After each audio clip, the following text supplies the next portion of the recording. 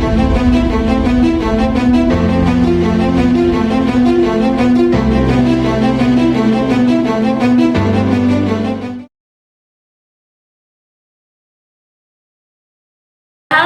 selamat datang kembali di podcast kami hari ini. Hari ini kita akan mengupas kasus yang cukup menggemparkan Indonesia, yaitu kasus dugaan kolusi yang melibatkan Erik Adrata Ritonga. Namun sebelum kita masuk ke podcast kita hari ini, mungkin kita bisa kenalan dulu nih dari masing-masing kakak-kakak ini ya. Oke, bisa dimulai dari Kak Rana. Halo, perkenalkan nama aku Rana. Aku dari kelas 2023B dengan NIM 058. Halo Kak Rana. Oke, bisa next ke Kak Devi Randis boleh. Halo, aku Devira Putri Ferdiana dari kelas 2023B NIM 073. Halo Kak Devira. Oke, bisa next ke Kak Melisa, bisa dikenalin dirinya nih. Halo, aku Melisa Olga Bensi, biasa dipanggil Melisa. Aku dari kelas 2023B, NIM akhir aku 071. Halo Melisa. Nah, bisa kita lanjut ke kakak yang satu ini, cowok sendiri. Namanya siapa nih Kak? Kenalin, nama aku Hafiz Rahmat Jaitullah. Aku dari kelas 2023B, NIM akhir 090. Halo Kak Hafiz. Oke. Dan saya sendiri Fani Octavia dari kelas 2023B NIM 078 akan memandu jalannya podcast ini karena host di sini. Nah, kita juga mau tahu nih kesibukan masing-masing apa sih Kak Rana tuh, kesibukannya apa nih? Kesibukanku so sibuk aja. Sibuk aja. Ikut organisasi atau apa gitu Kak? Kebetulan semester ini enggak dulu. Oh, enggak dulu. Nah, kalau Kak Devira kesibukannya apa nih akhir-akhir ini? Tugas, Kak. Oh, tugas. Banyak ya Kak ya tugasnya. Nah, kalau Kak Melisa ikut organisasi apa nih atau kesibukannya apa aja? Tapi sih lagi ngerjain tugas sama lagi ikut UKM KKP, yaitu Kerstimani Kontestan. Keren. Nah, kalau Kak Hafiz kayak sibuk nih, apa nih kesibukannya nih akhir-akhir ini? Ya gitu-gitu aja sebenarnya. Di samping kuliah harus tetap cari cuan gitu. Keren nih, udah kerja ya Kak Hafiz. Oke, kita bakal masuk ke sesi pertama. Nah, kita masuk ke sesi yang pertama, yaitu kita mau cuap-cuap dulu nih ngomong apa sih kolusi. Mungkin dari kalian nih mau ngomong nggak kayak perspektif masing-masing, kolusi itu apa sih? Boleh dari Kak Hafiz, apa sih kolusi itu Kak? Kalau menurut saya, kolusi itu semacam kayak tindak kriminal, di mana tindakan ini itu merupakan kerjasama antar pihak gitu, tapi untuk mencapai tujuan tertentu, tapi dengan cara yang curang gitu sih. Jadi kesannya dia ada tujuan tapi dengan kecurangan gitu. Gitu. Nah, kok dari Kak Melisa perspektifnya gimana? Kolusi itu apa sih Kak? Biar teman-teman kita tuh familiar gitu sama apa sih kolusi gitu. Kalau menurut aku itu melakukan kesepakatan secara rahasia antara dua belah pihak atau lebih untuk mencapai tujuan yang tidak jujur atau secara melanggar hukum.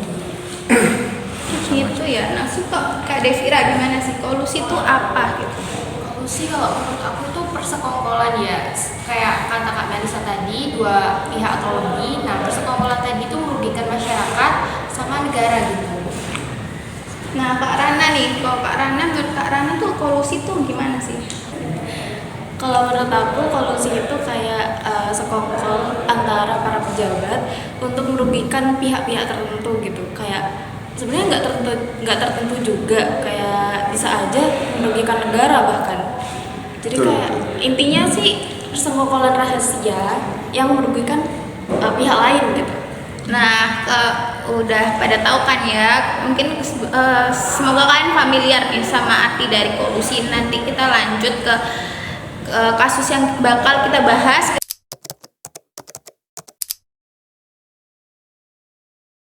Siapa sih Erik Adrata Ritonga ini? Ke Kak Devira nih, boleh gak?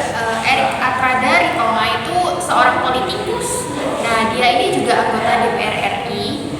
Terus pernah menjabat menjadi Bupati Labuan Batu periode 2021 sampai 2024. Tapi pada tahun 2024 ini dia ditangkap oleh Komisi Pemberantasan Korupsi (KPK) pada tanggal 11 Januari 2024 dengan 9 orang lainnya sebagai tersangka korupsi pengadaan barang dan jasa. Oke, nah itu dia, kita udah tahu kan siapa itu Erik Atrada. Nanti kita bisa lanjut bercuap-cuap di sesi yang berikutnya, yaitu yang ke sesi kedua. Halo, terus kita masuk nih ke yang sesi kedua. Kita akan tahu lebih lanjut gimana kronologi kasus kolusi si Erik Atrada Ritonga ini. Mungkin Kak Hafiz bisa jelasin di kronologinya tuh gimana sih, kok bisa dia kolusi gimana? Jadi yang melatar belakangi kasus terjadinya kolusi ini yaitu karena pengaruh politik. Jadi karena Bapak Erik selaku mantan Bupati Labuhan Batu ini merupakan pengaruh politik dan partai juga. Jadinya beliau semacam gimana ya, terafiliasi bahwa di dunia politik itu seperti ini gitu loh. Jadi dia itu punya nama di salah satu partai politik juga, nggak perlu disebut ya. Oh iya, partainya BIP gitu guys ya. Terus kemudian mungkin karena itu juga yang menjadikan beliau dipercaya orang untuk pengadaan barang dan jasa. Nah, itu awal mulanya terjadi. Namun seiring berkembangnya waktu, Bapak Erik sendiri seperti entah apa yang terbesit di pikirannya. Terus kemudian beliau itu kayak udah melaksanakan nih tugasnya sebagai pengadaan barang dan jasa. Namun di balik itu juga ternyata akhir-akhir ini di tahun 2024 ini ya kan, itu baru terkuak itu kasus korupsi. Tapi di sini sebenarnya tuh bisa disebut kasus kolusi. Ya, karena dia ada kerjasama. Nah, kerjasamanya beliau ini dengan beberapa pihak juga, gitu. Termasuk orang-orang yang bekerjasama dengan beliau yang di bagian pengadaannya. Jadi beliau udah sepakat dengan si pengada barang ini. Kemudian ternyata ditemukan kerugian atau uang suap sekitar 1,7 miliar kalau nggak salah. Kemudian dan karena ini kasusnya kolusi, yang menjadikan dasar kolusinya itu ada di sini. Beliau pas waktu transaksi itu ada kode, di mana kode ini disebut kirahan. Nah, kode kirahan ini yang diafiliasi bahwa kasus korupsi ini merupakan kasus korupsi yang disebut kolusi gitu, karena ada rahasia di situ. Jadi kurang lebih kayak gitu. Sedangkan hal-hal yang mungkin merugikan Bapak juga, Bapak Erik selaku pelaku di sini kan, itu banyak banget, termasuk penyitaan aset dari pihak KPK sendiri, terus juga pasti ada penahanan juga dari pihak hukumnya gitu.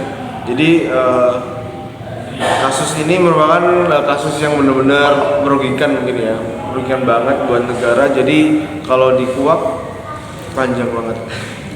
Oh ya, itu tadi kayak garis besar latar belakang kronologi gimana sih terjadinya kasus kolusi yang menimpa Erik Atrada Ritonga ya. Nah, kita bakal lanjut ke sesi 3. Kita mau nanya ke Kak Melisa nanti apa itu dampak kasus dari kasus kolusi ini. Halo, kita masuk ke sesi ketiga, yaitu kita mau nanya nih ke Kak Melisa, apa sih dari dampak kasus kolusi yang dilakukan oleh Erik Atrada Ritonga ini ke negara tuh gimana sih dampaknya? Apakah berdampak besar gitu? Merugikan nggak sih Kak? Oke. Kita dengerin nih apa nih? Aku cuma menjelaskan tiga dampak ini. Soalnya ini sangat terjadi dan sudah terjadi di Indonesia ya. Apalagi yang pertama itu kerugian negara. Kasus ini menimbulkan kerugian negara yang cukup besar karena Bapak Erik Atrada Ritonga ini menerima suap sebesar 4,98 miliar. Dan dia juga didenda sekitar 368 juta ya akhirnya. Terus yang kedua kedua, citra pemerintahan. Kasus ini rusak citra pemerintahan Kabupaten Labuan Batu dan pemerintahan daerah pada umumnya. Lalu yang ketiga, efek jera. Diharapkan kasus ini juga jadi efek jera bagi pejabat publik yang lainnya agar tidak melakukan tindakan penistaan. Nah, kalau udah dengar dari Kak Melisa tadi yang ngomongin dari dampak kasus ini, berarti tuh kasus kolusi ini tuh sangat berdampak gitu loh guys, dari segi pemerintahan, juga dari segi negara tuh juga sangat berdampak buruk gitu. Jadi jangan kolusi guys. Oke, next nanti kita ketemu lagi ke sesi 4. Kita bakal nanya-nanya sama Kak Rana untuk nanya apa saja sih upaya yang dapat dilakukan untuk mencegah terjadinya kolusi. Nah, kita masuk ke sesi yang keempat, yaitu kita mau nanya ke Kak Rana ya, Kak. Apa sih Kak upaya yang bisa dilakukan untuk mencegah terjadinya kolusi? Kalau dari Kak Rana itu gimana nih cara mengatasinya? Jadi menurut aku ya, untuk mencegah kolusi itu ada yang pertama dari penguatan hukum dan regulasi. Kayak contohnya membuat undang-undang dan memperbaiki kebijakan-kebijakan yang telah disahkan gitu, tapi masih bobrok dalam implementasinya. Nah, kalau di Indonesia sendiri udah ada contohnya nih di Undang-Undang Nomor 28 Tahun 1999 tentang penyelenggaraan negara yang bersih, dari KKN, dan Undang-Undang Nomor 31 Tahun 1999 tentang pemberantasan tindak pidana korupsi. Untuk yang kedua ada peningkatan kelembagaan, yaitu memperkuat lembaga-lembaga penegak hukum seperti KPK gitu, dengan memberikan sumber daya yang cukup dan independen untuk menjalankan tugas mereka tanpa intervensi politik. Nah, terus ada pemberdayaan masyarakat, jadi kayak masyarakat itu harus ikut serta dalam mengawasi tindak tanduk dan sikap-sikap pejabat gitu. Kalau merasa ada yang salah gitu, ada yang curiga kok seperti ini, ada yang suspicious gitu, kita harus melaporkan gitu ke ada lembaga-lembaga, kayak langsung dilaporkan ke KPK juga gak apa-apa. Terus ada yang keberapa ya? Keempat ya kali? Iya ya, keempat Kak. Keempat itu ada peningkatan kualitas pelayanan publik, seperti memastikan pelayanan publik itu dilakukan secara adil dan transparan tanpa adanya diskriminatif. Terus yang terakhir itu selalu ada monitoring dan evaluasi. Kayak contohnya nih ada audit berkala gitu soal penggunaan anggaran-anggaran gitu. Terus pelaksanaan proyek-proyeknya apakah lancar, apakah ada kendala, apakah ada kekurangan anggaran atau gimana, itu harus diaudit secara jelas dan berkala. Oh iya, makasih ya Kak Rana udah kayak jelasin gimana sih cara mencegah terjadi kolusi. Berarti tuh kolusi tuh bisa banget guys untuk dicegah dengan memang pengawasan yang ketat, tapi karena di Indonesia nih kayaknya yang atas juga gitulah ya. Jadi sama aja. Jadi kita bakal masuk ke poin 5, yaitu kita sesi terakhir kita. Nanti buat aku jabarin poin-poin penting dari kasus ini tuh apa aja.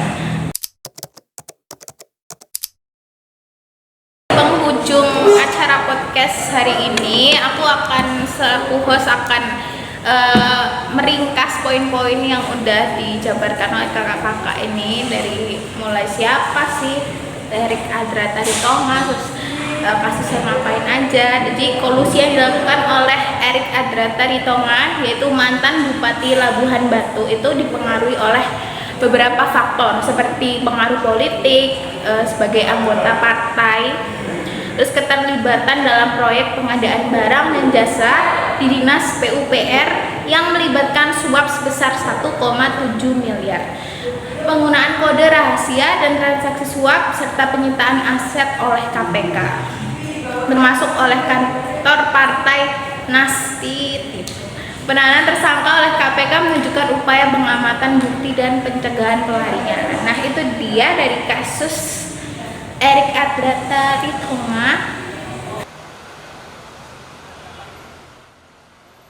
Sidang dengan agenda tuntutan kepada terdakwa Bupati nonaktif Labuhan Batu, Erik Adra Taritonga, berlangsung di Pengadilan Tipikor pada Pengadilan Negeri Medan. Jaksa penuntut umum dari KPK dalam tuntutannya menyatakan terdakwa Erik Atra dari Tonga saat menjabat sebagai Bupati Labuan Batu aktif terlibat dalam proyek pengadaan terutama pada Dinas Kesehatan dan Dinas PUPR Kabupaten Labuan Batu. Jaksa menyatakan terdakwa terbukti melakukan tindak pidana korupsi berupa menerima suap dari kontraktor yang nilainya mencapai 4,9 miliar rupiah. Terdakwa dinilai telah melanggar pasal 12 huruf B junto pasal 18 Undang-Undang Nomor 31 Tahun 1999 sebagaimana diubah dengan Undang-Undang Nomor 20 Tahun 2001 tentang pemberantasan tindak pidana korupsi junto pasal 55 dan pasal 65 KUHP. Atas perbuatannya, jaksa menuntut terdakwa Erik Atra dari Tonga dengan hukuman 6 tahun penjara, denda 300 juta rupiah, subsidiar 6 bulan kurungan. Selain itu, Erik juga diwajibkan membayar uang pengganti sebesar 3,8 miliar rupiah. Terdakwa lainnya, Rudi Syaputra yang merupakan orang kepercayaan Erik Atra dari Tonga dalam mengutip uang suap juga menjalani sidang pembacaan tuntutan. Terdakwa Rudi yang merupakan mantan anggota DPRD Labuan Batu dituntut hukuman penjara selama 5 tahun 6 bulan, denda 300 juta rupiah, subsidiar 6 bulan kurungan, serta membayar uang pengganti sebesar 1,1 miliar rupiah. Kedua terdakwa apabila tidak mampu membayar uang pengganti maka diganti dengan penjara selama 3 tahun. Ya, kami berkesimpulan bahwasanya untuk dua orang terdakwa ini kan terbukti secara sangat meyakinkan melakukan tindak pidana korupsi sebagaimana diatur dalam pasal 12B untuk pasal 18 untuk Undang-Undang 3199 20 tahun 2001 untuk pasal 55 sama 65 ya sebagai penerima suap. Berapa tahun penjara, Pak?